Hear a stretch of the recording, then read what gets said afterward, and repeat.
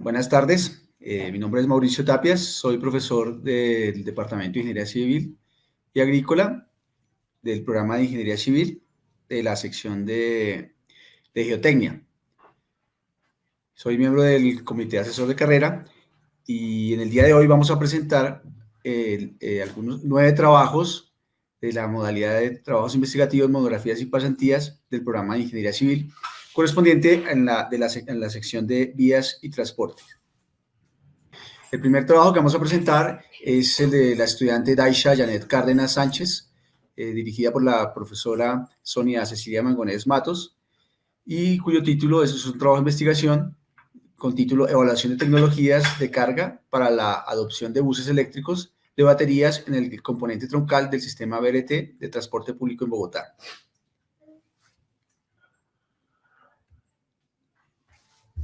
El siguiente trabajo corresponde a una pasantía en la Secretaría Estatal de Movilidad desarrollada por el estudiante David Nicolás Yepes Luna, dirigido por la profesora Sonia Cecilia Mangonés Matos.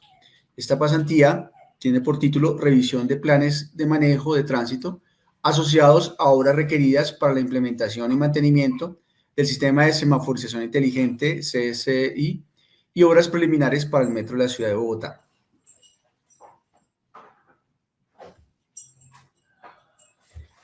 El siguiente trabajo tiene como título Retos de la implementación de planes maestros de movilidad sostenible y segura en Colombia. Fue una pasantía en movilidad sostenible limitada llevada a cabo por la estudiante Adriana Lucía Fragoso Albernia y dirigida por el profesor William Castro García.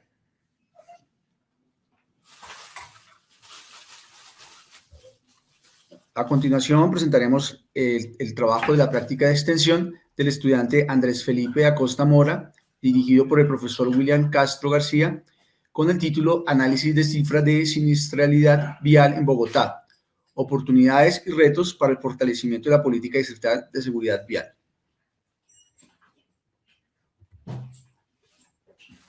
A continuación presentaremos el trabajo desarrollado en la práctica de extensión por la estudiante Derly Alejandra Pino Monroy y dirigida por el profesor William Castro García, cuyo título es Análisis de aspectos a tener en cuenta para la implementación de plataformas de movilidad como servicio en Bogotá.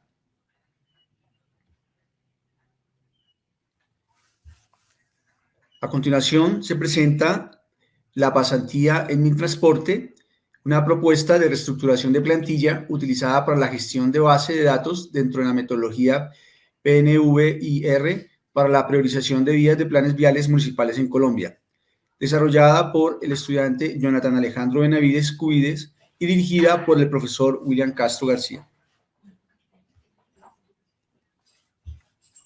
A continuación, presentaremos los resultados de la práctica de extensión del estudiante José Nicolás Cuevas Gaona, dirigida por el profesor William Castro García, y cuyo título es La evaluación de las metodologías de aprendizaje automático, Machine Learning, una alternativa para el manejo y procesamiento de grandes volúmenes de datos en la ingeniería civil. A continuación, el trabajo desarrollado por el estudiante en su pasantía Jason Villamil Esteves, dirigida por el profesor William Castro García, cuyo título es El seguimiento al desarrollo de temáticas de evaluación y auditoría enfocado al proceso de gestión a la política de agua potable y saneamiento básico. A continuación, presentaremos el trabajo desarrollado en la pasantía por el estudiante Juan Felipe Salcedo Quintero, dirigido por el profesor Wilson Ernesto Vargas Vargas, con título Metodología de prediseño para estructuras portuarias tipo Duque de Alba, bajo consideraciones establecidas por la norma ecuatoriana. A continuación, los invitamos a ver las presentaciones de estos estudiantes en sus trabajos de grado, en su valioso aporte para el programa de la Ingeniería Civil. Muchas gracias por su atención.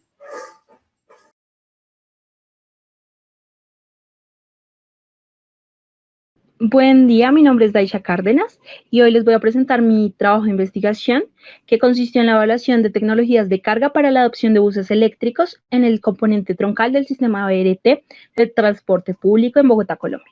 Mi tutora por parte de la Universidad Nacional fue la profesora Sonia Cecilia Mangones Matos y por parte de la Universidad de Purdue, dado que esta investigación se llevó en el programa UREPSI, fue la profesora Constantina Gritza de la Escuela de Ingeniería Civil de dicha universidad.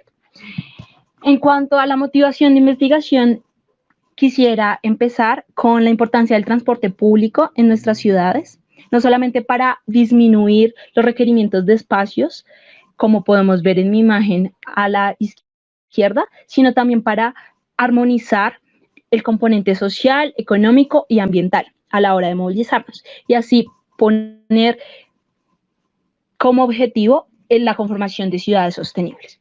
En este análisis también se tuvo en cuenta el rol de los vehículos eléctricos en el sector transporte. Se tuvieron en cuenta 3 impactos negativos importantes asociados a este sector, el cual es la contaminación ambiental, la contaminación del ruido y la carga económica que supone el sector transporte, no solamente para el gobierno, sino para los hogares. En primera medida, los vehículos eléctricos que se contemplan en esta investigación, que son 100% eléctricos, no tienen contaminación ambiental. La contaminación del ruido también es casi nula y presuponen reducción en los costos operacionales, dado la eficiencia energética que de por sí tienen los vehículos de propulsión eléctrica. En cuanto a la electrificación del sistema del transporte, en esta medida parece un paso razonable, un paso natural que hay que tomar. Y hay 4 consideraciones importantes que se reconocen para la electrificación del sistema de transporte público. La primera, asociada a lo que anteriormente mencionamos, la alta carga de pasajeros, que se puede llevar mayor cantidad de personas de un punto a otro gracias al sistema de transporte público, la alta accesibilidad por la concepción misma que tiene el sistema de transporte público, en el cual conectas varias localidades de una área y le permites el acceso a varios grupos poblacionales. Y las 2 últimas que tiene es un sistema organizado en rutas definidas con horarios predeterminados, lo que ayuda a que podamos saber cuál va a ser el contexto específico en el que el vehículo eléctrico se va a operar. Limitación que tenemos, por ejemplo, en los vehículos eléctricos privados, que no sabemos en qué condiciones tendrán que esperar, cuáles van a ser los requerimientos que tienen que suplir. Por último, quisiera resaltar la Ley 1964 de 2019, expedida por el Gobierno Nacional y que fija como meta para el Gobierno distrital la electrificación del sistema de transporte público de Bogotá completamente para el 2030, lo que es en menos de 9 años. En cuanto a las tecnologías de carga para usos eléctricos de baterías que se pudieron identificar en la revisión bibliográfica hecha en esta investigación, se destaca un método conductivo en el cual se tiene físicamente contacto vehículo con la fuente de carga, el método inductivo que es inalámbrico y un sistema de reemplazo de baterías que muchos autores lo ponen en los métodos conductivos, pero que para esta investigación se va a tener en cuenta como otro método, dado que no se lleva la carga de las baterías en el sentido estricto de las palabras, sino que se hace un reemplazo por una totalmente nueva cuando el vehículo ya no puede operar. En cuanto a las tecnologías de carga conductivas para buses eléctricos de baterías, en la condición tecnológica plug-in lenta, se tiene estaciones con gran capacidad que ya han sido ampliamente usadas en el mundo, en donde se pueden tener carga de vehículos en condiciones de baja demanda y por lo tanto reducir costos en la energía, pero se tienen también grandes tiempos de espera y no hay mucha automatización conocida en estos sistemas. En cuanto a su contraparte rápida, que son inyecciones frecuentemente a lo largo de la ruta para que la batería pueda suplir con los requerimientos de distancias y de tiempos que el bus necesita, tenemos un alto componente de automatización, pero igualmente las distancias que se necesitan entre una estación y otra no pueden ser muy largas y se puede afectar también la vida útil de la batería. La tecnología InMotion, que consiste básicamente en que el bus opera una parte de su recorrido gracias a la batería y es recargada por medio de postes del vehículo conectados a líneas electrificadas, vemos que es una tecnología robusta, que que puede distribuir el consumo de energía en varias zonas de la ciudad, pero que tiene un alto impacto urbanístico. Por lo tanto, requiere gran infraestructura y ya que el vehículo necesita ir por corredores muy específicos para ser recargados, puede quitarle flexibilidad al sistema. Una de las grandes críticas que se le hacen a estos sistemas frente a su contraparte, diésel. Ahora, en cuanto a la tecnología de reemplazo de baterías, se tiene una oportunidad de cargar la batería igualmente en momentos del día con baja demanda energética, reduciendo costos energéticos, pero el requerimiento económico del capital se va a las baterías extras que se necesitan para que los vehículos sigan operando, o al aumento de vehículos, que implica también una inversión mayor. En cuanto a las tecnologías de carga inductivas para usos eléctricos de baterías, no se distingue tanto entre estático o dinámico o semodinámico, sino en cómo se da esa transferencia de poder, la cual puede llevarse a cabo ya sea por medio de capacitores o por medio de bobinas. En los capacitores, básicamente, se tiene un capacitor cargado de una manera en el suelo, cargado en su opuesto en el vehículo y se produce un campo eléctrico. En la transferencia inductiva por bobinas y resonancias se tiene igualmente una bobina en el suelo, una bobina en el vehículo y se da la conformación de un campo magnético por el cual el vehículo puede ser cargado, ya sea en una estación, como dije anteriormente, o a lo largo de la ruta. Así sea estático, casi dinámico en estaciones de pare o a lo largo de la ruta, esto nos proporciona tiempos de cargas cortos, un bajo nulo tiempo de desuso del vehículo, baterías más pequeñas, lo que implica vehículos más ligeros y mayor eficiencia, pero tiene un alto costo inicial. E igualmente, dado la novedad de este tipo de tecnologías, se tienen pérdidas de transmisión, las cuales, cabe aclarar, son más grandes en un campo eléctrico que en un campo magnético.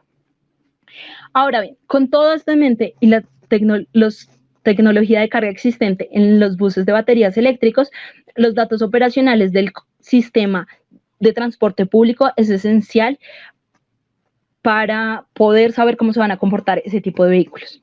En el caso de Bogotá tenemos tecnologías contaminación tipo Euro 6, híbrido según la nueva actualización, y tenemos un pequeño porcentaje de tecnologías obsoletas Euro 2, Euro 3, Euro 4. En cuanto a la edad, la mayor parte de los vehículos no pasan de los 3 años de operación, lo que tiene grandes implicaciones si estamos pensando actualizar los buses a un periodo corto de 9 años, ya que estos no cumplirán la vida útil mínima que rige el gobierno. Ahora bien, en los patrones de viaje, este sistema maneja 2 picos usuales de sistemas como estos, en el cual tenemos un momento en la mañana y un momento en la tarde de mayor afluencia de pasajeros. La demanda de este sistema BRT es muy alta, es de las más altas del mundo en este momento y tuvo un pico negativo en la pandemia. Ahora bien, teniendo todo eso en cuenta, los parámetros operacionales y todas las tecnologías de cargas existentes, acá tenemos los resultados de la revisión bibliográfica en el contexto bogotano. Lo que se hizo fue para cada tecnología se asignó un valor de diferentes parámetros, como los costos energéticos, los tiempos de carga, la autonomía que le dan al bus, y se analizó en el contexto bogotano. El resultado nos enseñó que una tecnología no sería útil en Bogotá. Y por eso la solución propuesta es una solución mixta, que no solamente considere el sistema InMotion del vehículo de trolleys, que ya tuvimos en Bogotá y que Bogotá ya tiene experiencia en eso, sino que también le proporcione la oportunidad de recarga en las estaciones, en los terminales, incluso con la posibilidad de usar esa área superficial grande que tenemos en el sistema para la integración de nuevas estrategias de energía como son los paneles solares. Ahora bien, para poner esto en la realidad de una forma más fácil, llevamos a cabo entrevistas a expertos. Los resultados nos dieron cuenta primero que es la percepción general de los expertos en sistemas de transporte público electrificados y vehículos eléctricos es que Colombia en los últimos años ha llevado una política proactiva en pro de los vehículos eléctricos, con varios incentivos económicos, fiscales y normativos para poder llevar a cabo una transición a la electromovilidad del país. En cuanto a la meta específica que fijó el gobierno nacional, se muestra que la mitad de ellos piensan que es positivo y recomiendan los avances de la tecnología para vencer esas barreras financieras y tecnológicas que tiene el sistema de implementación de buses eléctricos en Bogotá, en el componente troncal, que es el que más lleva pasajeros hoy en día. En cuanto a las opiniones negativas y mixtas, reconocen primero la capacidad de endeudamiento que tiene la capital y segundo, las barreras que se pueden tener al actualizar buses que ya están nuevos y que actualizaciones que ya se llevaron a cabo y que es muy poco el tiempo, es una meta muy ambiciosa con tan poco tiempo.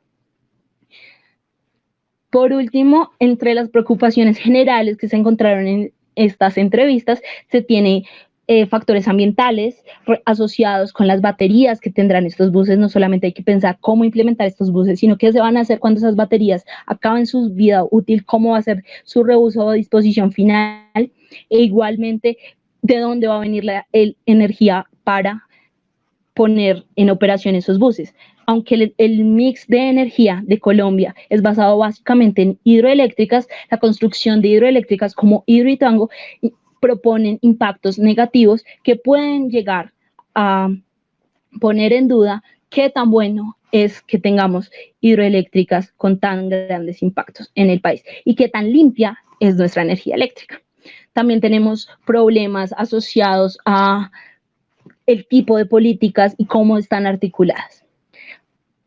Para Bogotá como pionera de nuevas tecnologías de carga que no han sido implementadas en el mundo, de las cuales no se tiene suficiente eficiencia, la mayoría de expertos consideran que Bogotá no tiene la capacidad financiera ni tecnológica para empezar a implementar estos sistemas y que debería irse por tecnologías que al menos ya se hayan implementado y pasen de planes pilotos en el mundo.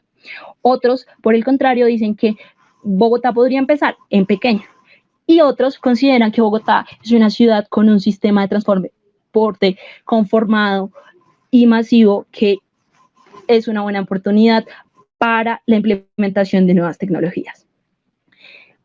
Para hablar de mi experiencia académica, me gustaría resaltar mi trabajo con el sistema de transporte sostenible de la Universidad de Purdue, donde tuve la oportunidad de acercarme a otros temas como la preferencia de viaje, la política pública, la importancia de modelos de contratación que incluso pueden afectar la operación de los buses y los tiempos de espera que pueden variar según las condiciones de los paraderos, según las condiciones propias del usuario y que afectan los patrones de movilidad de la ciudad.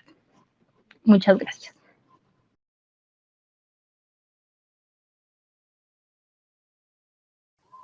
Hola a todos, me llamo Nicolás Yepes Luna, soy estudiante de Ingeniería Civil de último semestre.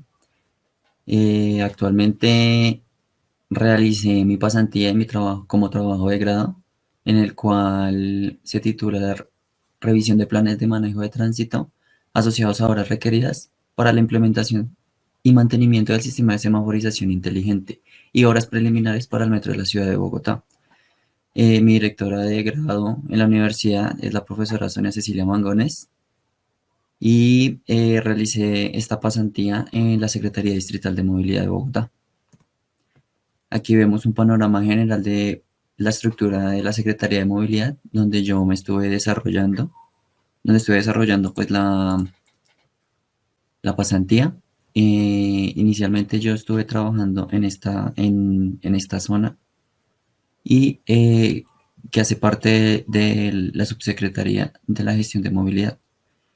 Dentro de esta área estuve en la Dirección de Ingeniería de Tránsito y asimismo hice parte de la Subdirección de Planes de Manejo de Tránsito.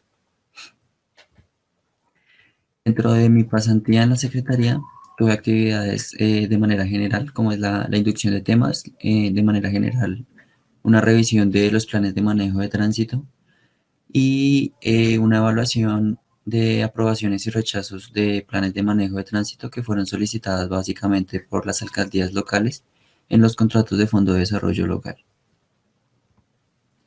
Bueno, Prácticamente para los que no saben, un PMT o un plan de manejo de tránsito es un plan que se maneja con el fin de mitigar toda la afectación de movilidad. En este caso están destinados a todas las intervenciones en vía o en espacio público, ya sean en vías vehiculares o en andenes de espacio público. Todas las que están destinadas para obras, entonces si se van a realizar si se va a realizar algún tipo de obra, entonces es necesario realizar diversos cerramientos para así poder preservar la seguridad tanto de los peatones como la movilidad vehicular que se registra en toda esa zona. Para un PMT se requieren diversas solicitudes, diversos documentos. Entonces, todo un PMT se realiza con base al concepto técnico para gestionar planes de manejo de tránsito. Dentro de este concepto, es necesario realizar un documento técnico que especifique todas las características de la obra y de los cerramientos. También se requiere un plano o un esquema como una propuesta para poder realizar un cerramiento y darle el manejo tanto a todos los afectados, como por ejemplo los peatones, vehículos livianos, vehículos pesados, vehículos de carga, cómo se va a realizar el ingreso, el cargue o descargue de materiales de obra. También se requieren algunos formatos, como por ejemplo existen los que son los formatos COS o formatos COI, que estos son básicamente el formato COS, es un comité de obras de servicios públicos, que es cuando se van a afectar redes de servicio público, como son líneas de gas, líneas de acueducto, redes de alta tensión, o, eh, o el COI, que es el comité de obras de infraestructura. Este ya son obras en vía que no se interviene en ningún tipo de obra de servicio público. Adicionalmente, de ser necesario, se requieren algunos estudios de tránsito, algunas modelaciones o diversas actas de compromiso, como lo son restitución de vías para mantener todas las vías, todos los andenes, todo el espacio público en las mismas condiciones que se encontraron. Adicionalmente, actas de reunión, porque por ejemplo hay sitios en donde está manejado o está concesionado por alguna empresa, por algún consorcio, entonces es necesario realizar alguna reunión con ellos para poder realizar estos PMTs. Igualmente todos estos PMTs son ejecutados y desarrollados por contratistas. Únicamente la Secretaría de Movilidad lo que hace es evaluarlos y dar su concepto de aprobación o rechazo, o en dado caso realizar algunas observaciones para mejorías y posibles o futuras aprobaciones. Para el tipo de afectación que se realizan en toda la ciudad de Bogotá, en temas de obras, primero se clasifica por el tipo de afectación y por la clasificación vial. La ciudad de Bogotá está dividida en vías arterias, vías intermedias y vías locales.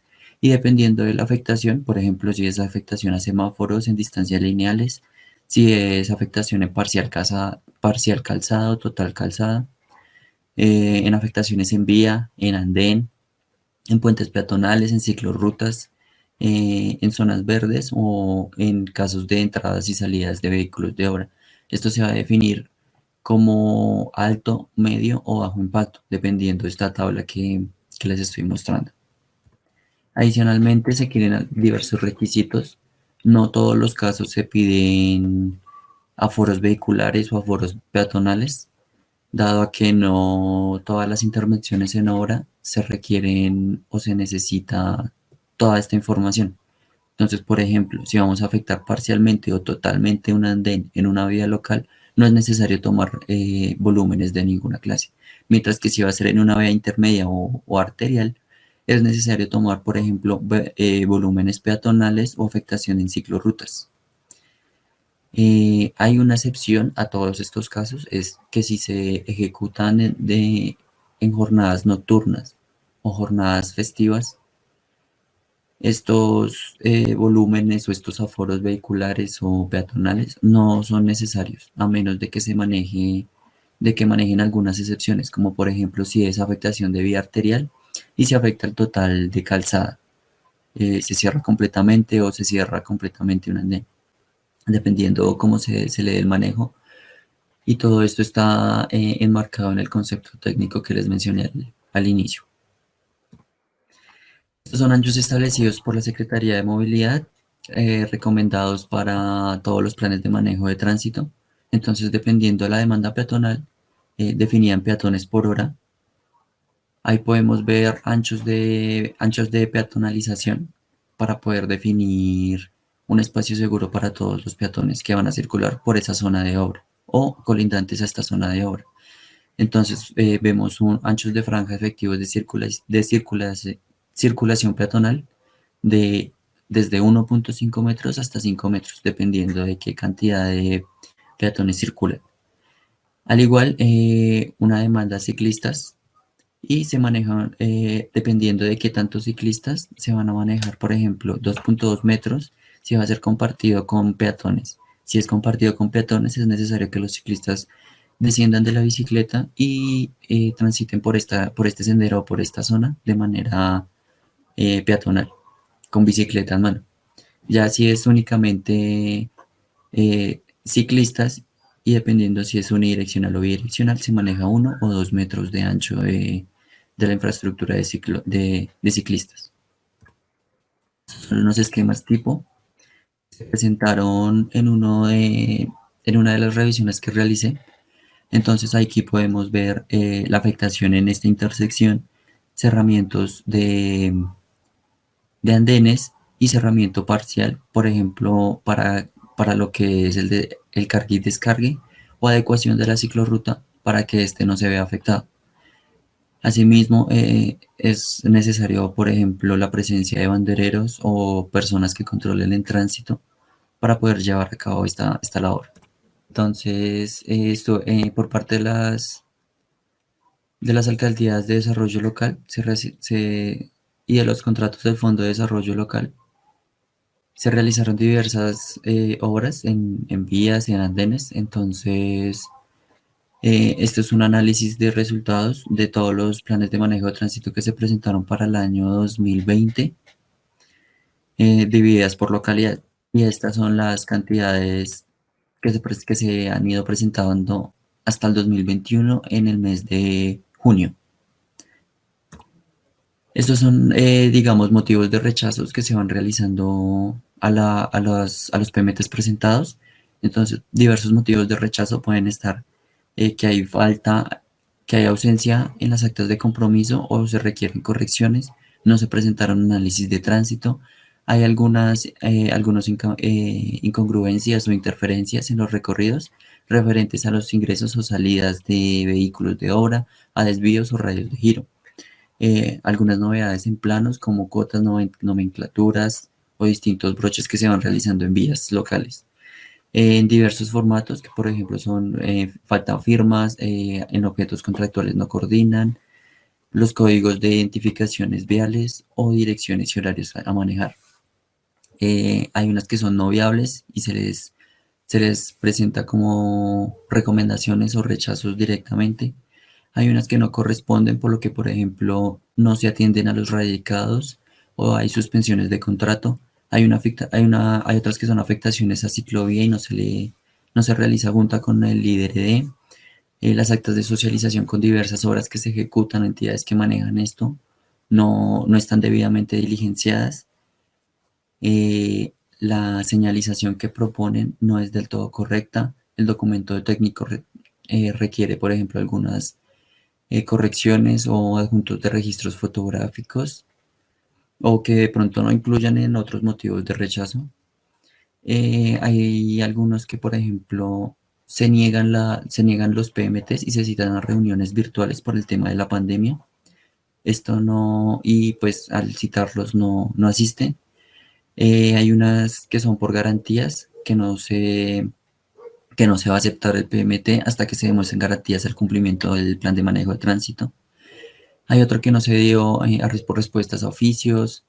Hay otros que no asistió a la reunión programada, como lo mencioné previamente. Hay otras que no brindan seguridad a los actores viales. Hay unos que no presentan protocolos de bioseguridad, dada la pandemia que se está presentando.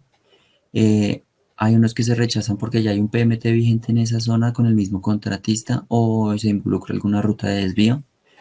El tiempo de solicitud a estos PMTs a veces es inferior a 8 días del inicio de la obra, por eso se retrasan o se rechazan. Y hay PMTs que están sujetos a diversas aprobaciones externas.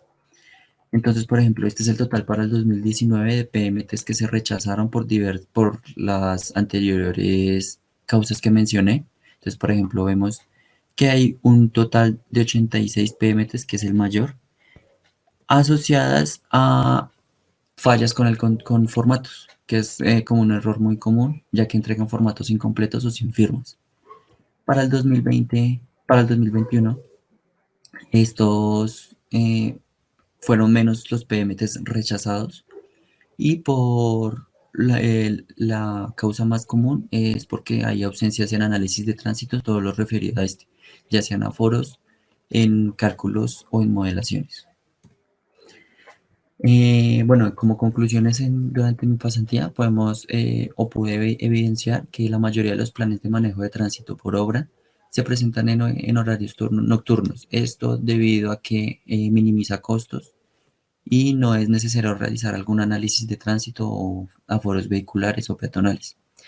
En contratos directamente que se realizan con la Secretaría de Movilidad se presentan muchísimos planes de manejo de tránsito, entonces es posible presentar un documento único y presentar esquemas tipos y así manejar diversas, diversos planes de manejo de tránsito en distintos puntos de la ciudad con base a esquemas tipo. Ya si se requiere algún esquema en particular, se realiza un esquema adicional.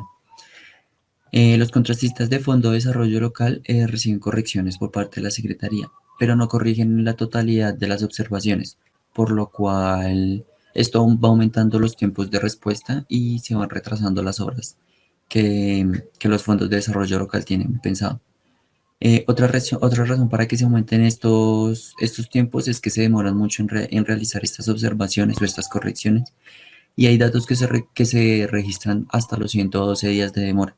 Esto es un tiempo bastante alto y de igual manera no es posible que la Secretaría de Movilidad apruebe correcciones si no se han enviado.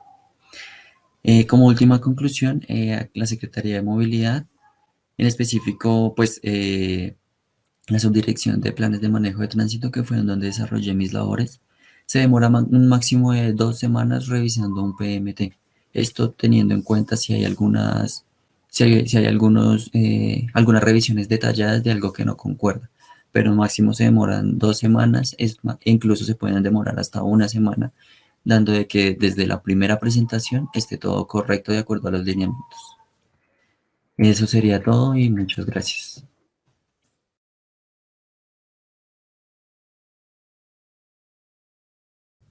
Hola, mi nombre es Ariana Lucía Fragoso y hoy voy a presentar mi trabajo titulado Retos de la implementación de planes de movilidad sostenible y segura en Colombia. Es un resultado de mi pasantía en movilidad sostenible limitada con la tutoría del ingeniero William Castro García. Este trabajo tiene pues como objetivo principal identificar los desafíos que se presentan al momento de elaborar planes de movilidad sostenible y segura en Colombia, pues en cada una de sus etapas. Para contextualizar, la Ley 1083 del 2006 es la que define las normas sobre la planeación urbana sostenible en Colombia. En dicha ley se establecieron la adopción de los planes de movilidad por parte de los municipios que debían adoptar POTs o planes de ordenamiento territorial. Esto es para los municipios con más de 100.000 habitantes. Se dio un plazo de 2 años para la ejecución de estos planes por parte de estos municipios.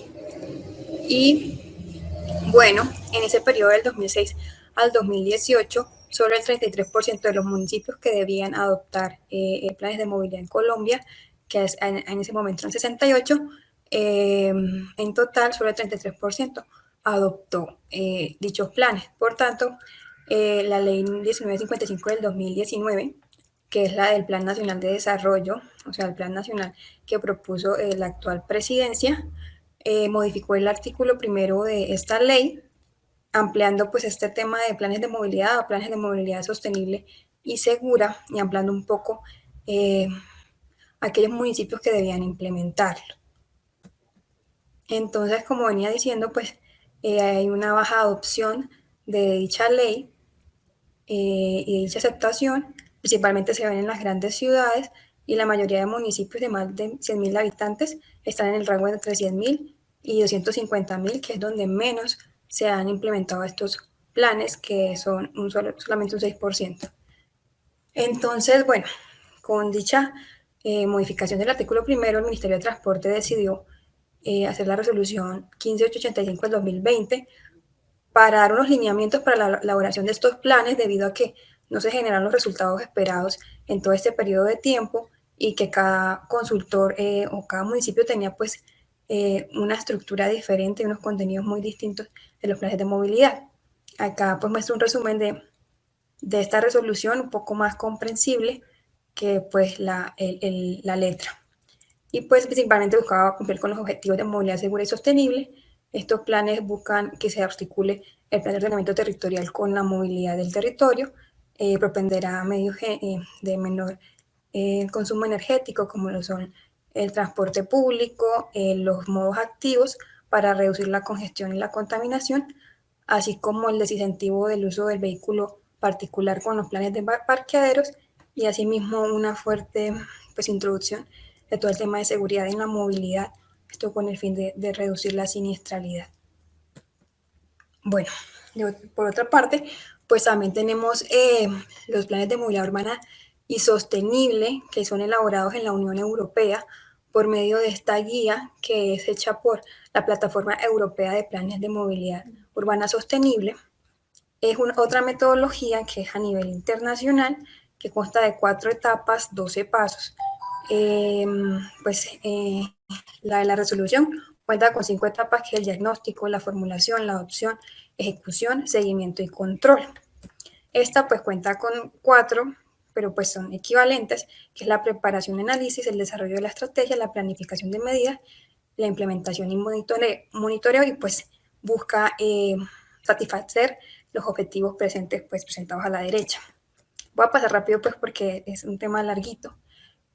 Pero en resumen, pues se compararon ambas metodologías, la propuesta por esta resolución del Ministerio de Transporte y la que se ha venido implementando hace muchos años en la Unión Europea. Y bueno, tiene muchos aspectos en común, pero las diferenciaciones más importantes radican en que, digamos, en los ZUMP involucran mucho la comunidad antes del comienzo, o sea, la planeación previa de estos planes de movilidad, junto con los tomadores de decisión, y pues busca siempre un trabajo interdepartamental. También se ve que pues ellos al final de este ciclo de ZUMP, hacen una retroalimentación, se hace una evaluación de las enseñanzas, de los éxitos y los fracasos para la actualización del nuevo ciclo del plan de movilidad, que es algo que pues no hemos aplicado en Colombia. Y adicionalmente, pues hay un mayor acompañamiento por parte de los tomadores de decisión en la elaboración de estos ZUMP. Se hizo pues un análisis DOFA no entre las metodologías, sino de la implementación de los planes de movilidad en Colombia, lo que había sido del 2006 al 2008 el resultado de esta ley. Y pues bueno, más adelante vamos a ver las conclusiones de este análisis. Quisiera comentar pues que dentro de mi pasantía pude implementar estos planes de movilidad, pude participar en el proceso de creación del plan de movilidad de San Antero, Córdoba, que es un municipio que no debería ser plan de movilidad, pero que por su carácter turístico y su búsqueda de fortalecer su economía, decidieron elaborar este plan, que es una iniciativa muy bonita, municipio de 35.000 habitantes que decían hacer un plan de movilidad, o sea, tienen una visión hacia futuro del desarrollo que quieren para ellos. Entonces, ahí es cuando esta resolución que se plantea el Ministerio de Transporte puede que no encaje en su totalidad con los municipios pequeños o aquellos que no deben implementar estos planes. Entonces se recomienda estudiar muy bien todas las características propias de cada territorio, no solo a nivel de movilidad, de transporte, sino también el tema social, económico, cultural, climático. Digamos que acá el comercio dependía mucho del turismo, de la cultura que ellos tenían y por tanto todos los servicios que ofrecían a los turistas. También el tema de las condiciones climáticas, el calor intenso, pues hace que no todas las medidas que uno adopte en los programas y proyectos sean factibles. Entonces hay que tener muy en cuenta el entorno en el que estamos realizando los planes de movilidad y más cuando son municipios pequeños. Debemos priorizar qué cosas de este gran plan, porque un plan de movilidad tiene sus planes, podemos brindarle a ese municipio que se adecue pues a su presupuesto y a su capacidad a largo plazo de financiación de estos proyectos, porque pues no es solo dar una lista de proyectos muy impresionantes, sino que estos proyectos sean realizables y sean factibles en este territorio. Eso con el fin a largo plazo puede beneficiar la población y fortalecer las dinámicas económicas de las mismas. Entonces, pues, en resumen de todo este análisis, de toda esta revisión, pues, de metodología y de evaluaciones de otros papers de los planes en Colombia, de lo que ha sido del 2006 al 2019, se plantearon, pues, unos retos para la implementación, para lo próximo que viene ya después de esta resolución, que ya nos dan unos lineamientos. Entonces, tenemos más herramientas para elaborar estos planes, pero, pues, todavía quedan lecciones aprendidas o retos de lo que hicimos anteriormente. En la etapa del diagnóstico, los retos básicamente, bueno, corresponden principalmente a que el 88% de los municipios en Colombia no tienen actualizado el POT y el POT debe ir articulado con el plan de movilidad. Por tanto, es urgentísimo, es importante, es un reto que se actualicen o que se elaboren los POTs faltantes en estos municipios. También que haya una gestión documental correcta en cada una de las administraciones y el traspaso de esa documentación a través del tiempo, porque al momento de recolectar información secundaria muchas veces no existe o no está organizada y está muy perdida. Y también todos los resultados de estas investigaciones, de estos planes de movilidad, del diagnóstico que sean datos abiertos a la comunidad y bueno, a los tomadores de decisión, que después sean reutilizables en otros proyectos. Entonces, esta gestión documental es un reto que se viene en los planes de movilidad sostenible en Colombia. En la etapa de formulación hay muchos retos, pero en resumen, en la formulación es importante que junto con la comunidad se defina una visión clara de lo que se quiere llegar en el desarrollo de su territorio, para que no solamente es cumplir con los objetivos de desarrollo sostenible, sino que esas estrategias estén ancladas tanto a los objetivos como a la visión que tiene el municipio de lo que será en un futuro. Por eso es muy importante la participación pública de la comunidad, de los tomadores de decisiones y todos los actores, tanto privados como públicos, que hacen parte de un plan de movilidad. Otro reto pues es no simplemente ver otros casos de otras ciudades y copiarlos a esta nueva ciudad como un proyecto, sino que se debe ajustar y evaluar si realmente este proyecto funcionaría en ese entorno, porque pues que haya funcionado en otra parte no quiere decir que funcione en un determinado plan en Colombia. Muy importante pues lo que hablamos de la articulación de los planes de movilidad con los planes de ordenamiento territorial, que muchas veces se encuentra que no tienen relación alguna o no se tuvo en cuenta el plan de ordenamiento en la elaboración del plan de movilidad, y cuando se van a ejecutar ciertos proyectos hay impedimentos legales por temas del POT. También un reto muy importante es que estos planes no quedan en papel y se implementen en los planes de desarrollo. Año tras año, administración tras administración, porque la única forma pues, de que se ejecute un plan de movilidad es que esté incluido en un plan de desarrollo. Otros aspectos a tener en cuenta es los indicadores que usamos y los mecanismos de evaluación, porque no siempre son los más correctos para evaluar lo que se está midiendo. Y también algo que ha faltado mucho es evaluar diferentes escenarios, porque de acuerdo a los escenarios pues, se presentan diferentes riesgos y que hay que afrontar y hay que tener un plan de manejo, como es el caso del escenario COVID. Los retos en la adopción y en la ejecución, pues está el tema de la aceptación por parte del Consejo del plan de movilidad, porque muchas veces se elabora, pero no se acepta, entonces es importante incluirlos a ellos para que al momento de presentarlos en el Consejo no sea algo desconocido para ellos, sino que ya hayan hecho parte de esta elaboración de este plan y tengan más fácil aceptación. También, pues como hablamos, que se incluya dicho plan en los planes de desarrollo, que estos proyectos tengan continuidad en el tiempo y no sean proyectos desarticulados y que se escogen por capricho en cada administración. Entonces es importante priorizar y que se cumpla con el plan, la cronología de mediano, largo y corto plazo que se establecen estos planes de movilidad.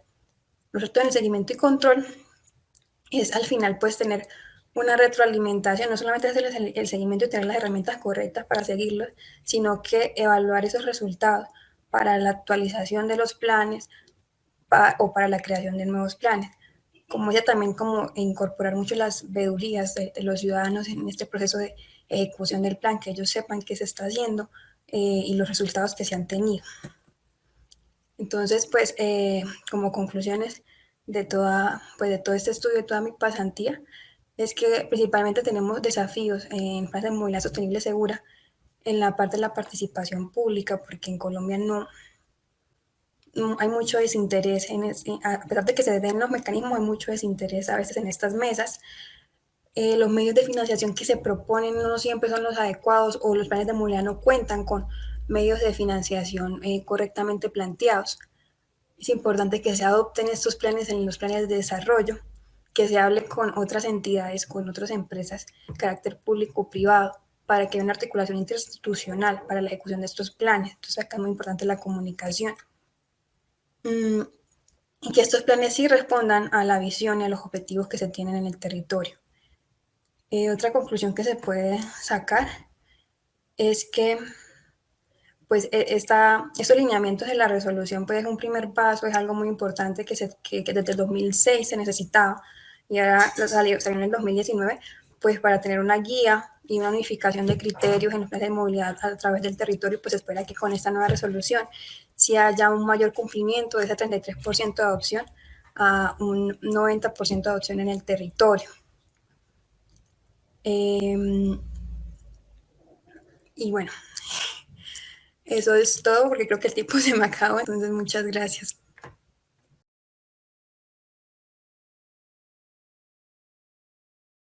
Muy buenos días para todos y todas. Mi nombre es Andrés Felipe Acosta Mora, soy ingeniero ambiental, estudiante de último semestre de Ingeniería Civil y el día de hoy les presentaré mi trabajo de grado desarrollado durante mi pasantía en el Departamento Nacional de Planeación, denominado Análisis de Cifras de Siniestralidad Vial en Bogotá, oportunidades y retos para el fortalecimiento de la política distrital de seguridad vial.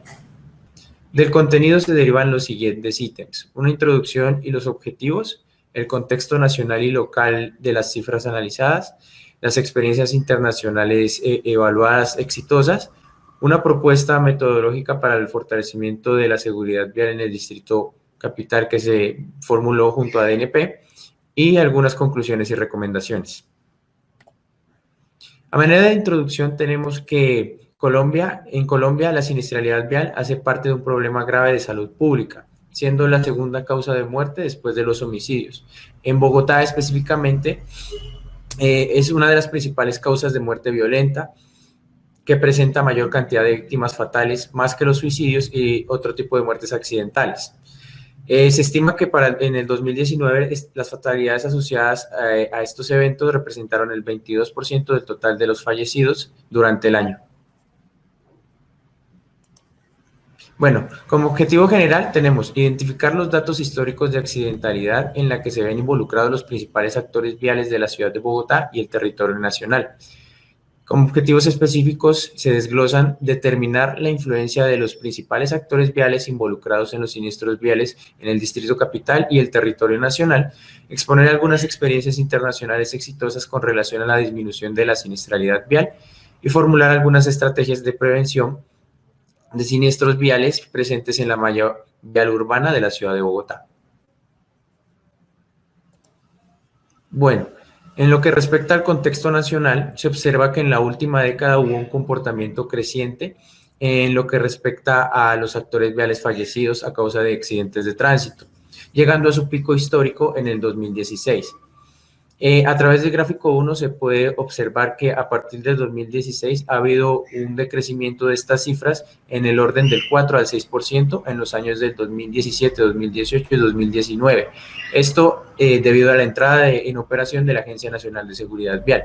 Para el 2020 tuvimos una reducción significativa del 17.7% en relación al año 2019, debido a las restricciones de movilidad generadas por la pandemia del COVID-19.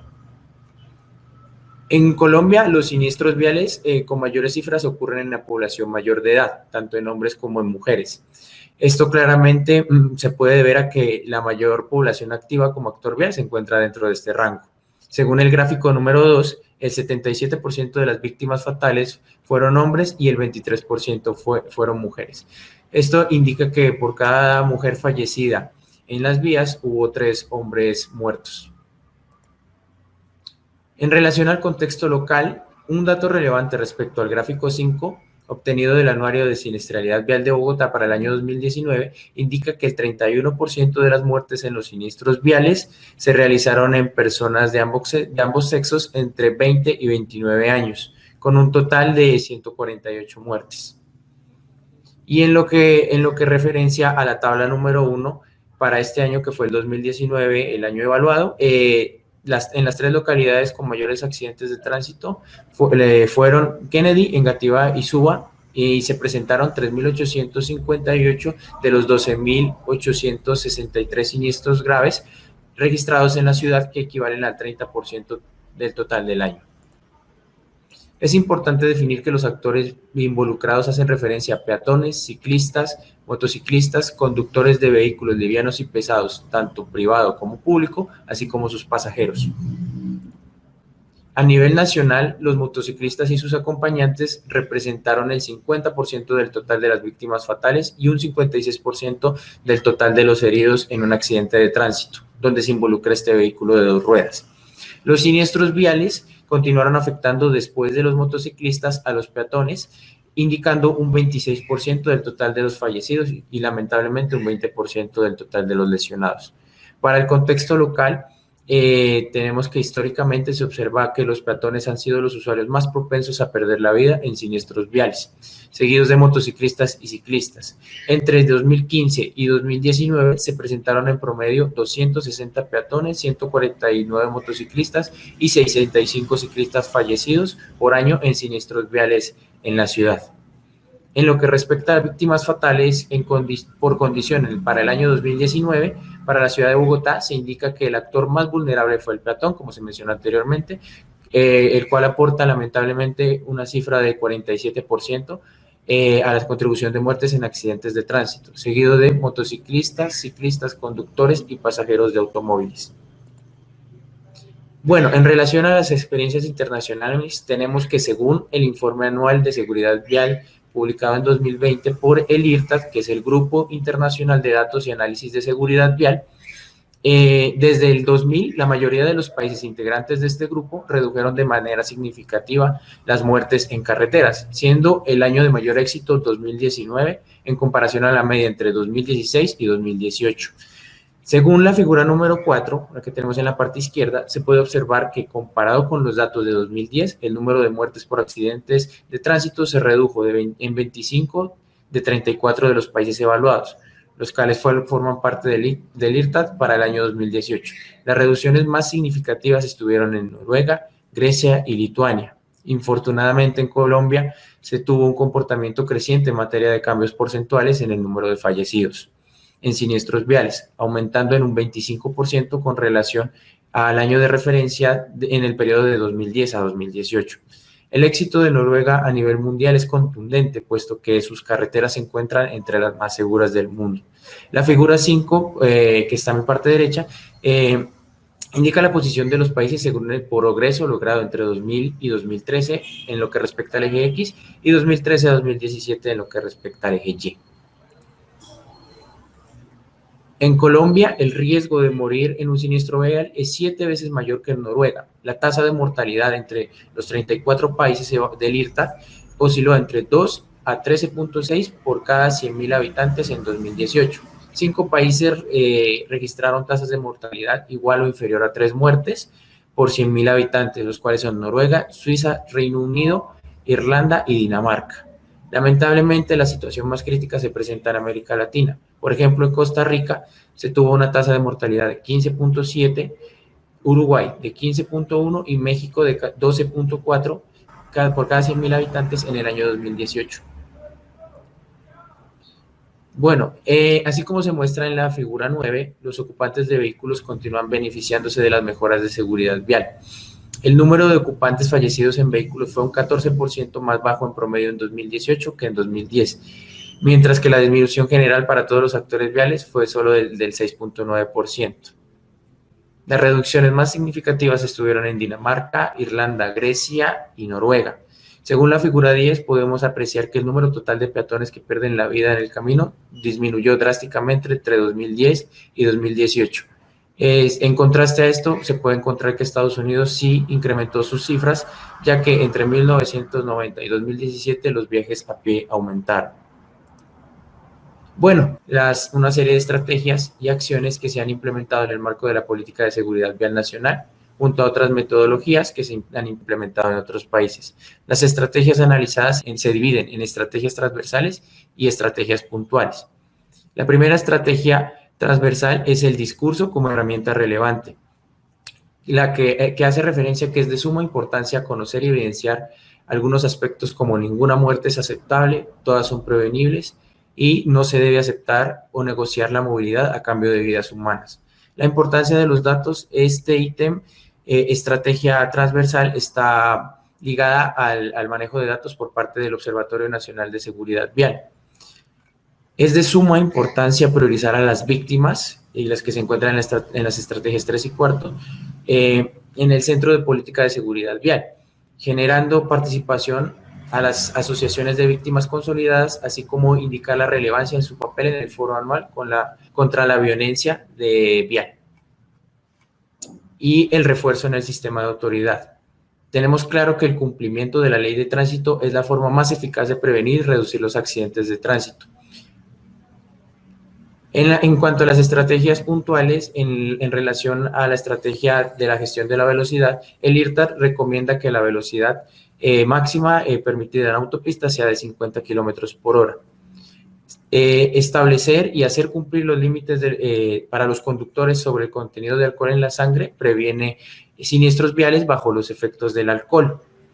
El uso de cinturones de seguridad en los asientos delanteros es de suma relevancia y es obligatorio en los países del IRTA, aunque en los asientos traseros no es de obligatoriedad en algunos países, por lo que se recomienda que sea de obligatoriedad y de estricto cumplimiento en todos los países. El uso de cascos de motocicletas es también una herramienta muy importante a la hora de prevenir siniestros viales. Y los conductores reincidentes. En relación a esta estrategia, es una pues, de las razones por las cuales varios países de Europa, como en España, se han implementado la licencia por puntos. En España, por ejemplo, luego de 10 años de su implementación, fueron retirados 214.000 permisos de conducción, lo que equivale al 0.8% del total de los conductores. Finalmente, tenemos algunas conclusiones y recomendaciones y las más importantes hacen referencia a que a pesar de los grandes avances que se han obtenido en materia de seguridad vial, la siniestralidad vial sigue siendo uno de los principales problemas de salud pública en Colombia. Se recomienda enfocar la atención principalmente a peatones, los cuales son los actores viales que presentan mayores índices de siniestralidad a nivel distrital, requiriendo la promoción de estrategias técnicas y financieras. Igualmente, se recomienda observar los motociclistas como actores viales a nivel nacional y aplicar también estrategias técnicas y financieras para mejorar el comportamiento de estas cifras y llegar a 0 vidas muertas, 0 vidas perdidas en las vías. Esta es la bibliografía y agradezco mucho su atención. Muchas gracias.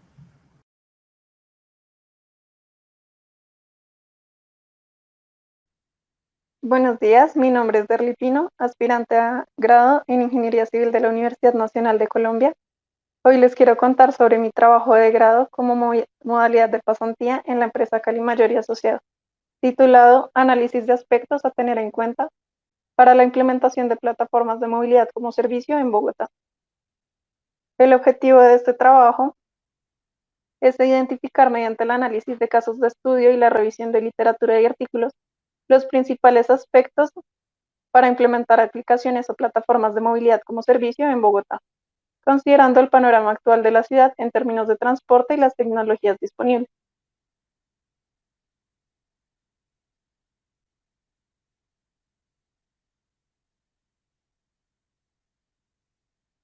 Para empezar, de pronto algunos se preguntan qué es movilidad como servicio.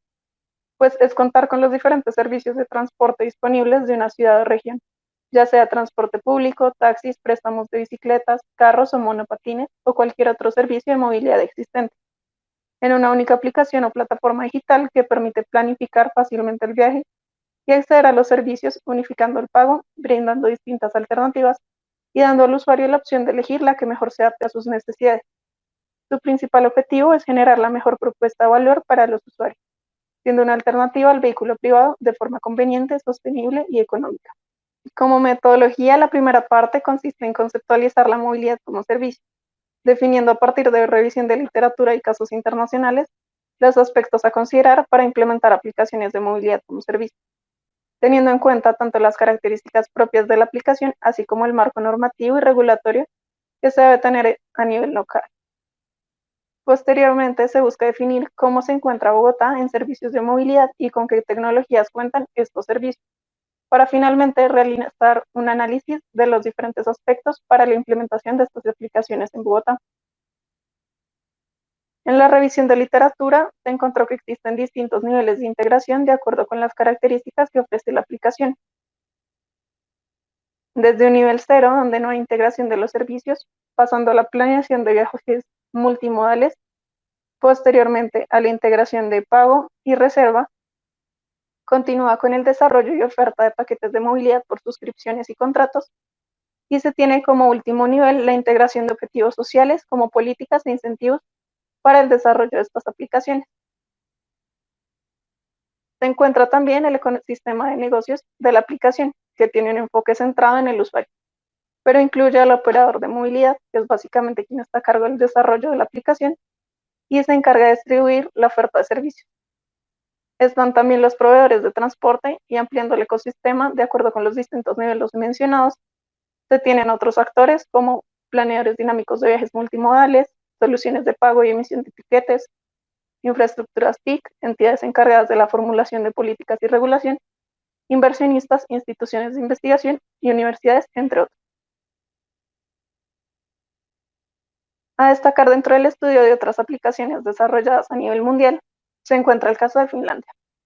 Al ser el primer país al iniciar la implementación de estas aplicaciones, su proceso inició en 2009 con la primera estrategia de transporte inteligente, cuyo objetivo era asegurar un servicio de transporte y de calidad a un precio razonable, proponiendo una entidad de administración del transporte en su totalidad, incluyendo diferentes servicios de información, y posteriormente se realizaron distintos programas y políticas para la planeación del transporte, disponibilidad de datos abiertos y en tiempo real, integración de sistemas de transporte y métodos de pago. Finalmente, en 2015 y 2016 se inició la financiación de estudios y pilotos que dieron lugar a las primeras aplicaciones en este país. Un ejemplo de ellas es WIM. En 2017 se generó el Código de Transporte que legisla los modelos de negocio y las condiciones de digitalización con el objetivo de proveer servicios de transporte con una visión integral y orientados al usuario. Por otra parte, en Suecia, la primera aplicación desarrollada fue Ubigo como piloto o versión beta en Gothenburg entre 2013 y 2014. Se desarrolló mediante la colaboración de empresas como Volvo, institutos de investigación, autoridad proveedora de transporte y la ciudad, teniendo un resultado exitoso principalmente por la conveniencia que encontraron los usuarios al usarla. Para 2019 se lanzó de forma oficial esta aplicación en diferentes partes de Estocolmo.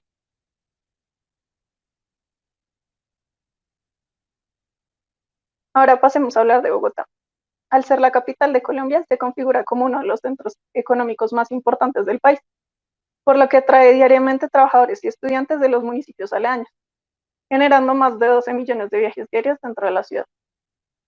Cuenta con sistema integrado de transporte público SITP conformado por un sistema BRT conocido como el componente troncal Transmilenio, integrado a rutas alimentadoras, complementarias, zonales y provisionales, y al sistema teleférico Transmicable. Asimismo, se tienen otros servicios de transporte como taxis, plataformas digitales como Uber, Didi, InDrive o Pickup, servicios de renta de bicicletas, patinetas, autos o motos eléctricos como Green, Movo o Moverán.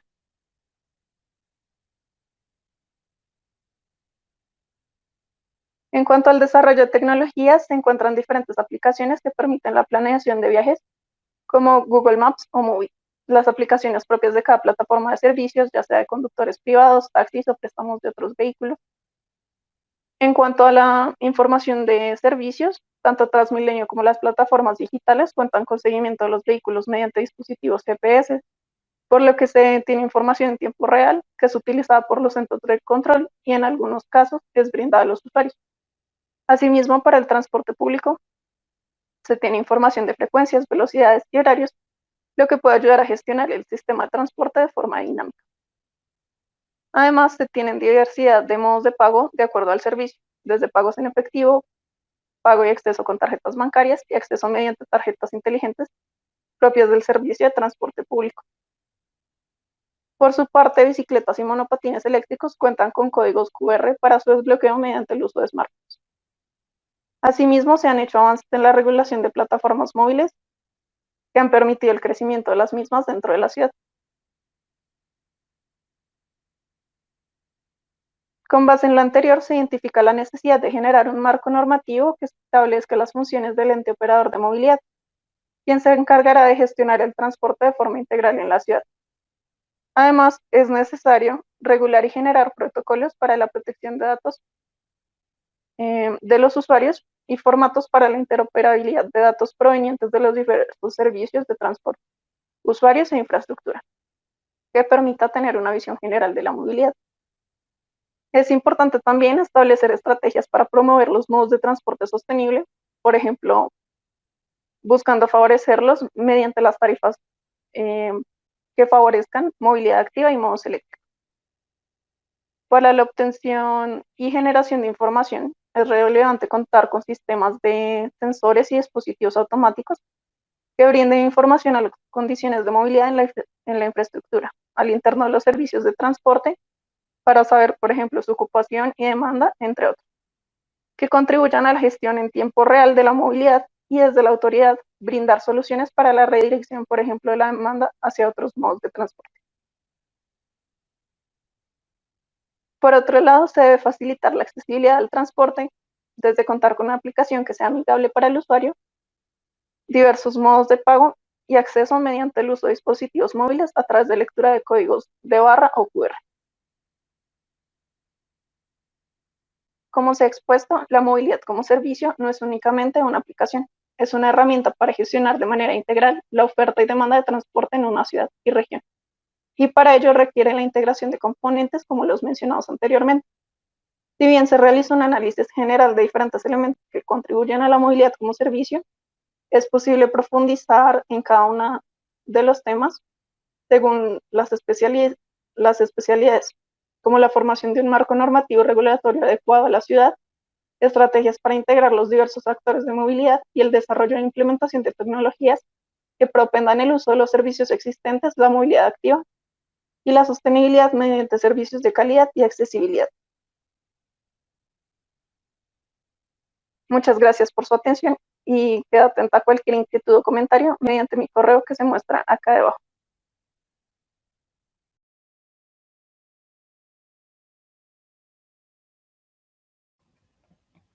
Buenas tardes para todos, mi nombre es Jonathan Alejandro Benavides Cuides y voy a presentar mi trabajo de grado, resultado de la pasantía que realicé en el Ministerio de Transporte. El título del trabajo es la propuesta de reestructuración de la plantilla utilizada para la gestión de base de datos dentro de la metodología PENVIR para la priorización de vías de planes viales municipales en Colombia. El profesor tutor para esta pasantía fue el profesor William Castro García. Entonces el contenido está descrito por los objetivos, marco teórico, identificación del problema, revisión de la plantilla actual, desarrollo de la propuesta, conclusiones y referencias.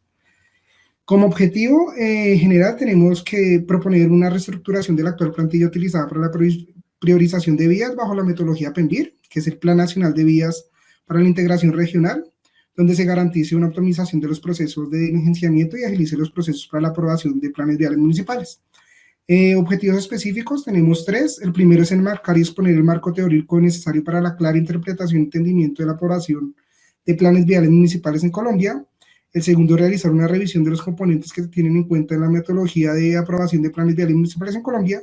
Y tercero, proponer alternativas que mejoren y agilicen el actual proceso que se tiene para la aprobación de los planes viales municipales, pues partiendo de la revisión metodológica de este trabajo. El marco teórico. Entonces, lo principal a entender, primeramente, toca entender qué es un plan vial municipal. Los planes viales municipales son una herramienta de planificación que permiten generar metodologías apropiadas de mejoramiento, rehabilitación y conservación de vías mediante lineamientos técnicos, económicos, administrativos. Pues esto se hace acorde a los requerimientos de cada municipio que tengan de la demanda de transporte y la capacidad económica, y la implementación de los planes viales municipales permite generar proyectos sostenibles que brinden condiciones adecuadas de transitibilidad y conectividad. La planificación vial se basa en la formulación de los planes viales municipales, donde se priorizan las vías según la metodología PENVIR. Teniendo la priorización de las vías, uno puede realizar buenas prácticas de mantenimiento rutinario y periódico, dado que sabe cuáles vías tienen mayor importancia para realizar el respectivo mantenimiento.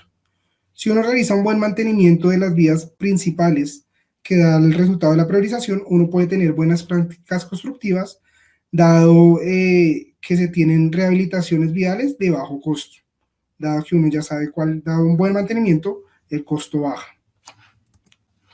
El organigrama institucional para la creación de planes viales municipales se centra en el plan vial regional, que determina que los municipios son los responsables de su red vial.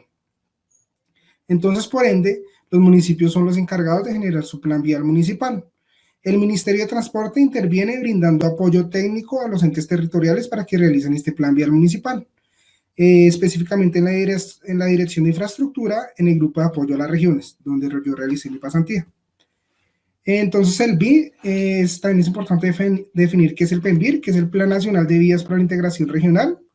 Este surge en el marco del acuerdo final de la terminación del conflicto y la construcción de una paz estable y duradera, y está en el primer punto, que es la reforma rural integral. Como objetivo general, el PENVIR tiene los lineamientos para el mejoramiento y mantenimiento de la infraestructura de transporte, que permite el desarrollo e integración regional priorizado de los municipios más afectados por el conflicto armado en el marco de las políticas ambientales sostenibles. Entonces, acá vemos las metodologías de PENVIR para la priorización de las vías. Tiene 4 parámetros. El primer parámetro es el parámetro técnico, donde tenemos conectividad de infraestructura de transporte y conectividad regional. Cada una de estos tienen diferentes opciones, los cuales son propios de cada vía, y acá, dependiendo de la opción escogida, pues se le da el puntaje que se menciona acá en las tablas. El segundo parámetro importante es el parámetro social, donde se contemplan las poblaciones beneficiadas, las poblaciones diferenciales, ya sean grupos étnicos, afros o raizales, los centros sociales y la sustitución de cultivos. Tercer parámetro, tenemos parámetros económicos, donde tenemos volúmenes de tránsito en el corredor, comercialización y rendimiento, estado en toneladas hectárea cosechado. Por último, tenemos los parámetros ambientales, donde se sabe si hay superposición o no superposición de áreas especiales, de coberturas de bosques, de coberturas de áreas húmedas, de corredores de conectividad ecológica o de fauna endémica, migratoria o especial. Este análisis lo realiza el Ministerio de Ambiente. Entonces es muy importante tener en cuenta este parámetro ambiental, ya que es uno de los ítems que se va a tocar más adelante para la modificación de la plantilla actual. Entonces, lo que vamos a hacer ahora es identificar el problema. Entonces, ¿cómo se aprueba un plan vial municipal?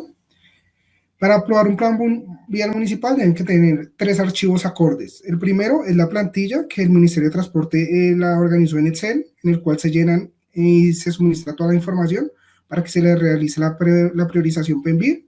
El segundo, un documento soporte donde se explica y detalla todo lo que se ingresó en la plantilla de Excel. Además, pues se trata temas propios del municipio, como demografía, hidrografía, geología, entre otras cuestiones. Y el tercero es la ubicación de las vías. En este caso se hace en Google Earth, pero también puede ser en SIX como ArcGIS, QGIS, entre otros.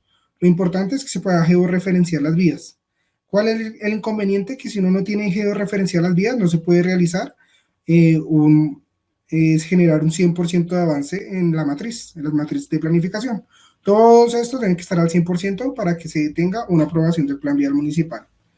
Entonces, como ya lo mencioné antes, yo pertenecía al grupo de apoyo a las regiones dentro de mi pasantía, y una de mis funciones era la revisión de los planes viales municipales, donde se veía que verificar en las matrices ubicación de vías y avances del documento de soporte.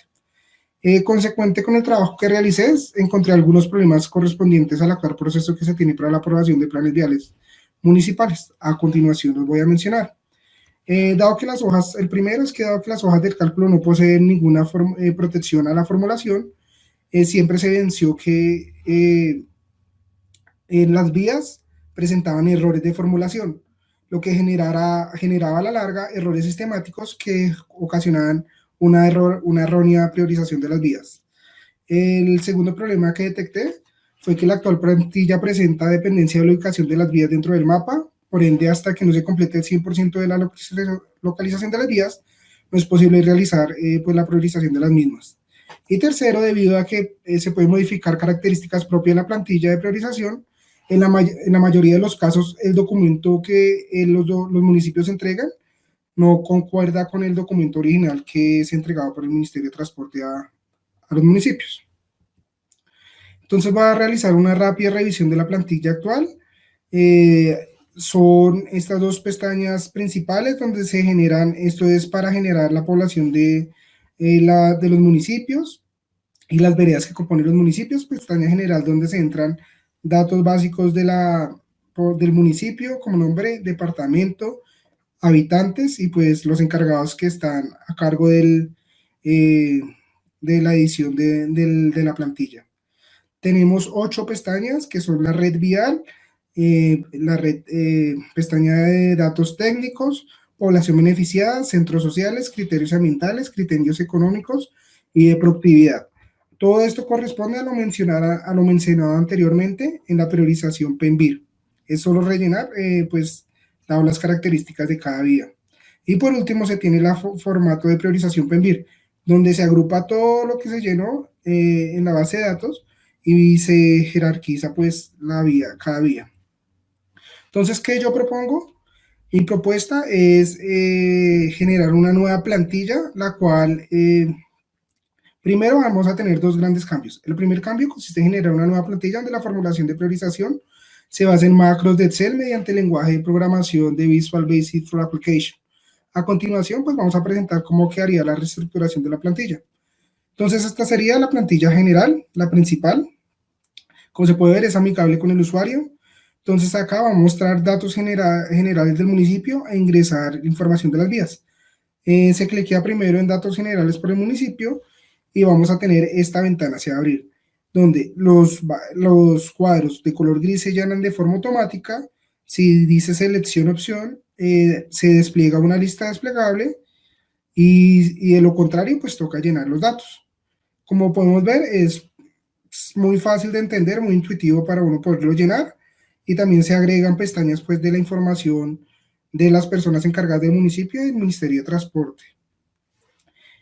A continuación, se ingresa, si uno quiere cliquear, se ingresa la información de las vías. Entonces acá vamos a ingresar la información de cada vía. Importante colocar acá donde se muestra es ingresar vía en el mapa, red vial, datos técnicos, sociales, económicos y ambientales, pues que son los parámetros de priorización PENVIR. Se muestra el avance de cada uno de los diferentes ítems y si uno quiere pues puede borrar la vía. Entonces acá viene el segundo cambio importante, que es cuando uno puede ingresar la vía en el mapa. Entonces acá, ¿qué busco yo? Es articular googlear con la macro de Excel. Esto permite modificar en la misma macro la vía, la cual se genera a través de polilíneas, en la cual se coloca el nombre de la vía y el código de la vía. El único insumo que toca colocar son estas casillas blancas, como ya lo he dicho, donde se coloca el número de la vía, el nombre de la vía y la vía quién está a cargo, si está a cargo del municipio, del departamento, de la nación. Se guarda la vía y esto queda en la base de datos de la propia macro.